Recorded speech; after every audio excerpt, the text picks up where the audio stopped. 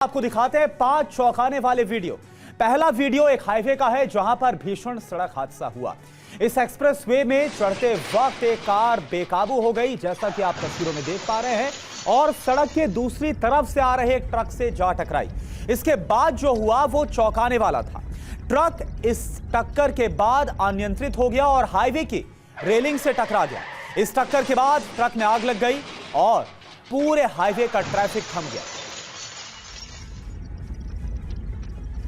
यह तस्वीर इस वक्त हम आपको दिखा रहे हैं। तस्वीरें आपके सामने किस तरह से यह हादसा होता है। एक्सप्रेसवे पर यह हादसा हुआ है।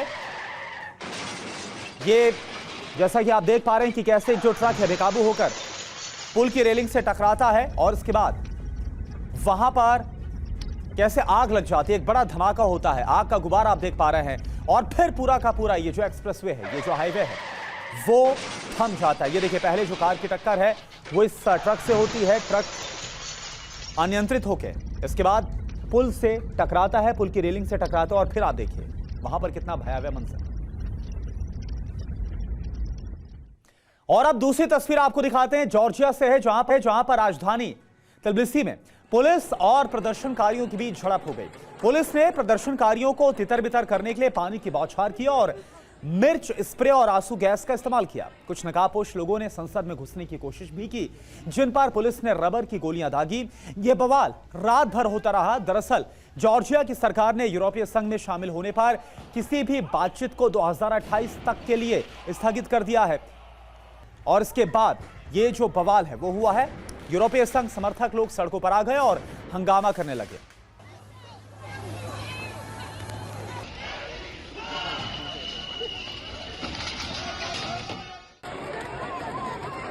तो जॉर्जिया की तस्वीर आपके सामने देखिए, जो प्रदर्शनकारियों और पुलिस कैसे आमने सामने आ गए। पुलिस पर पत्थरों से हमला किया गया है, प्रदर्शनकारी पुलिस पर ही टूट पड़े। और ये देखिए अगली तस्वीर आपके सामने, वीडियो ये रूस से है, जहां पर आई सुनामी की एक तस्वीर आई है।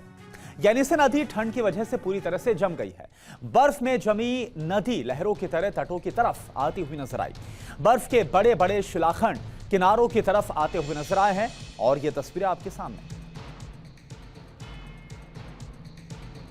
तो और अब अगली तस्वीर आपके सामने, अगला वीडियो रूस यूक्रेन युद्ध से जुड़ा हुआ है, जहां पर एक T-72 टैंक पर मिसाइल से हमला किया गया।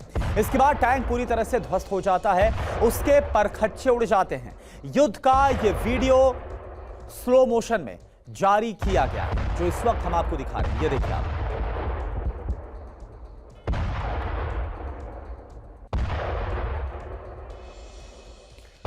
और अब पांचवा वीडियो आपको हम दिखाते हैं। पांचवी तस्वीर एक मगरमच्छ और डॉल्फिन की है।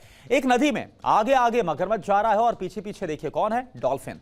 मगरमच्छ अपनी चाल से चल रहा है, लेकिन डॉल्फिन अटखेलियां कर रही है, उछल कूद कर रही है। यह वीडियो ब्राजील के इटापारा नदी का है। तो ये देखिए एकदम पीछे डॉल्फिन आपको नजर आ रही है और आगे आगे मगरमच्छ जा रहा है। और ये वीडियो जो बताया जा रहा है ब्राजील का है, इटापारा नदी का ये वीडियो है जो कि रिकॉर्ड किया गया। और ये देखिए कैसे डॉल्फिन ठीक मगरमच्छ के पीछे अटखेलियां करती हुई नजर आ रही है। संभल में जुमे की नमाज पूरी हो गई है। सुरक्षा के कड़े बंदोबस्त किए गए थे। ड्रोन से चप्पे चप्पे पर नजर रखी गई है। 15 कंपनियां पीएसी, 2 कंपनियां आरएएफ की तैनात की गई है।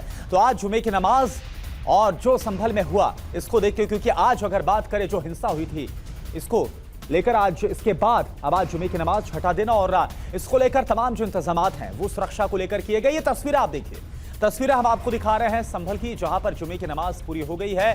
सुरक्षा के बेहद ही कड़े बंदोबस्त यहां पर आज किए गए ताकि कोई भी अप्रिय घटना ना हो। ड्रोन से पूरे इलाके पर नजर रखी गई है, चप्पे चप्पे पर नजर रखी गई है, और सुरक्षा के मद्देनजर 15 कंपनियां पीएसी की तैनात की गई, 2 कंपनियां आरएएफ की तैनात की गई। तस्वीरें आप देख पा रहे हैं जुमे की नमाज के बाद।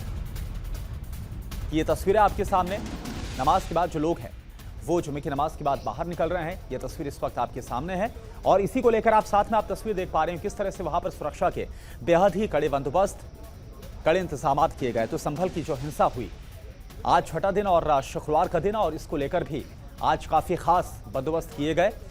और इस वक्त के वहां पर क्या हालात हैं वो आप देख पा रहे हैं। जिस तरह से सर्वे को लेकर बवाल जमकर हुआ संभल में, शाही जाम मस्जिद में सर्वे कि जो टीम वहां पर पहुंची थी, इसके बाद जो बवाल हुआ, जिस तरह से झड़प हुई, 4 लोगों की मौत की खबर आई, इसके बाद से हालात काफी ज्यादा संवेदनशील लगातार संभल में बने हुए हैं। और इसी को देखते हुए आज काफी कड़े बंदोबस्त सुरक्षा के किए गए। जितेंद्र शर्मा इस वक्त हमारे साथ जुड़े हैं पूरी जानकारी के साथ। जितेंद्र, क्योंकि आज का दिन बहुत ज्यादा अहम, हिंसा के बाद आज जुमे की नमाज, पहली नमाज है, क्या वहां पर आप हालात देख पा रहे हैं? लोगों से अगर आपकी बात भी हो पाए तो। चलो भैया चलो।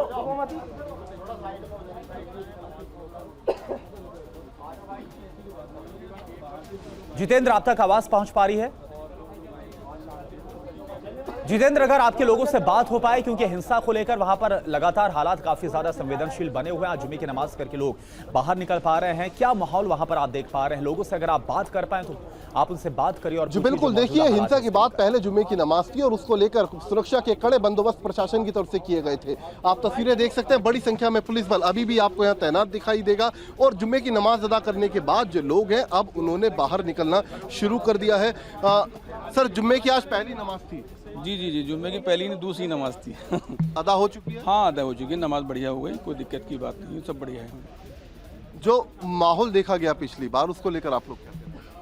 अब पिछली बार सब जो हुआ हम चाहते हैं जो पिछली बार हो चुका वो सब क्या होना, अब हमें आगे के लिए देखना है, अपने फ्यूचर के देखना है। आज का दिन बहुत बढ़िया गया, सुकून है, सब बातें शादन प्रशासन का पूरी तरह सहयोग है हमारे साथ, कोई किसी तरह का कोई भय नहीं है, सब बातें हैं। लोगों ने अच्छी तरह से नमाज़ पढ़ी, सुकून से आए, सब जगह शादन प्रशासन लगा रहा, किसी को कोई रोक टोक नहीं करी। उन लोगों ने जितने लोग आ सकते थे नमाज़ पढ़ने, वो जामा मस्जिद में नमाज़ पढ़ने के लिए आए, सब लोगों ने नमाज़ पढ़ी।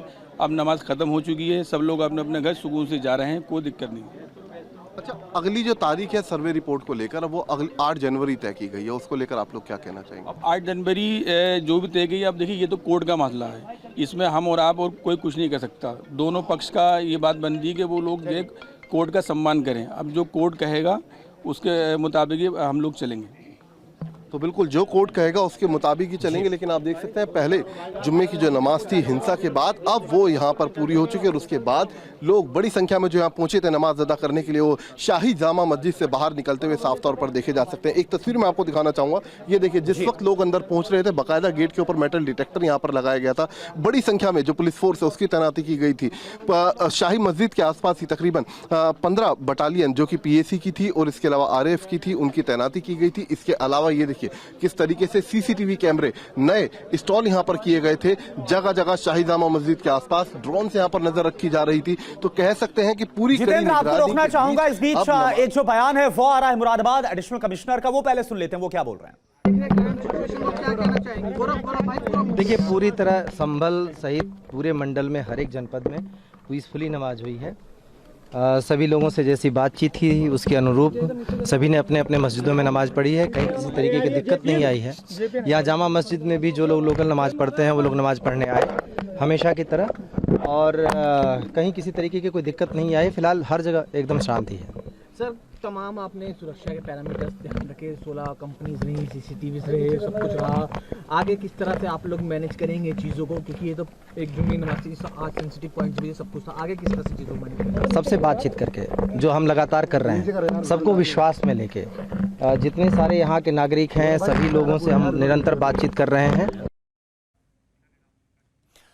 तो मुरादाबाद एडिशनल कमिश्नर को आपने सुना, जिनकी तरफ से कहा गया कि लगातार शांति बरकरार है, इसकी कोशिश की जा रही है और आज जो जुम्मे की नमाज है उसको पढ़ा गया है। इस बीच आपको बता दें, संभल मस्जिद सर्वे पर सुप्रीम कोर्ट का आदेश आया, ये बड़ी खबर आपके सामने। तो संभल मस्जिद सर्वे पर सुप्रीम कोर्ट का आदेश, संभल मस्जिद की सर्वे रिपोर्ट नहीं खुलेगी, ट्रायल कोर्ट को निर्देश दिया गया है। 8 जनवरी तक केस में कोई एक्शन ना लें, यह निर्देश ट्रायल कोर्ट को दिया गया है। जब तक Shahi Idgah committee high court नहीं जाती है तब तक मामले को आगे ना बढ़ाया जाए, ये निर्देश। संभल प्रशासन को शांति व्यवस्था बनाए रखने का भी जो निर्देश है वो दिया गया है। 6 जनवरी के बाद अगली सुनवाई इस पूरे मामले में होगी। तो आज सुप्रीम कोर्ट की तरफ से अहम निर्देश, क्योंकि जो मस्जिद कमेटी है उसकी तरफ से सुप्रीम कोर्ट का रुख किया गया था और उसके बाद अब 8 जनवरी तक केस में कोई भी आगे एक्शन नहीं होगा, सुनवाई नहीं होगी। हालांकि 6 जनवरी के बाद अगली जो सुनवाई है इस पूरे मामले में होगी। साथ ही साथ प्रशासन को शांति व्यवस्था बनाए रखने का निर्देश दिया गया है।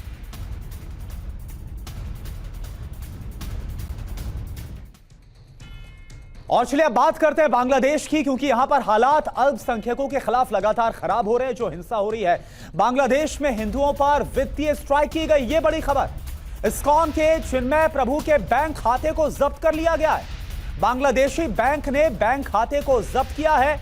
इस्कॉन के कुल मिलाकर 16 सदस्यों के बैंक खाते जब्त किए गए हैं। तो ये बड़ी खबर आपको बता दें, बांग्लादेश में जिस तरह से हिंदुओं के खिलाफ लगातार हिंसा हो रही, इन सब के बीच अब यह खबर सामने आ रही कि वहां पर वित्तीय स्ट्राइक की गई है, यानी कि फाइनेंशियली भी लगातार हमला बोला जा रहा है। और इसको लेकर बड़ी खबर आप देखिए, इस्कॉन के चिन्मय प्रभु के बैंक खाते को जब्त किया गया है।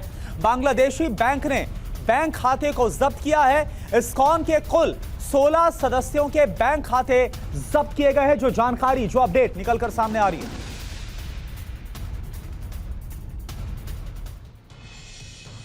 तो बांग्लादेश में हिंदुओं पर वित्तीय स्ट्राइक को लेकर क्या खबर है, यह आप जानिए। चिन्मय प्रभु और इस्कॉन के 16 सदस्यों के बैंक खाते कुल मिलाकर जब्त कर लिए गए हैं।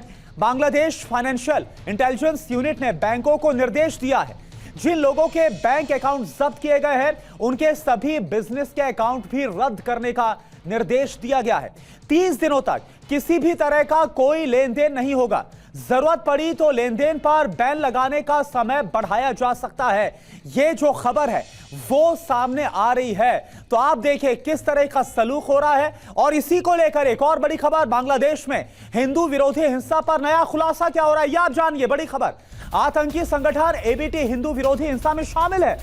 एबीटी हिंदुओं पर हमले करवा रहा है। जशीमुद्दीन रहमानी है एबीटी का चीफ। तो यह बहुत बड़ी खबर, जो इस वक्त बड़ा खुलासा हो रहा है। आपको बता दें, बांग्लादेश में हिंदू विरोधी हिंसा पर नया खुलासा आपको बता रहे हैं। खबर यह सामने आ रही है कि जो आतंकी संगठन है वो हिंदुओं के खिलाफ हिंसा में शामिल है। आतंकी संगठन एबीटी का नाम सामने आ रहा है, जो हिंदू विरोधी हिंसा को और ज्यादा भड़का रहा है। एबीटी हिंदुओं पर हमले करवा रहा है। जशीमुद्दीन रहमानी, जो कि एबीटी का चीफ है, वो लगातार इसमें शामिल है। जो जानकारी सामने आ रही है,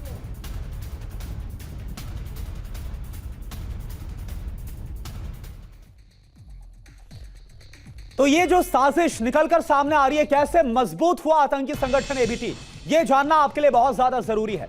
दरअसल शेख हसीना के तख्ता पलट के बाद एक्टिव हुआ एबीटी आतंकी संगठन।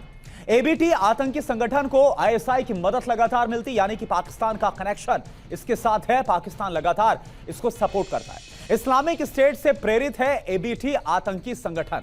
यूनुस सरकार, मोहम्मद यूनुस सरकार ने एबीटी चीफ जशीमुद्दीन रहमानी को रिहा किया जब कमान संभाली। इसके बाद रहमानी पर 2023 में बांग्लादेशी ब्लॉगर राजीव की हत्या का आरोप है। शेख हसीना ने एबीटी आतंकी संगठन पर शिकंजा कसा था, लेकिन मोहम्मद यूनुस के आने के बाद आप देखिए किस तरह से तमाम छूट दी गई।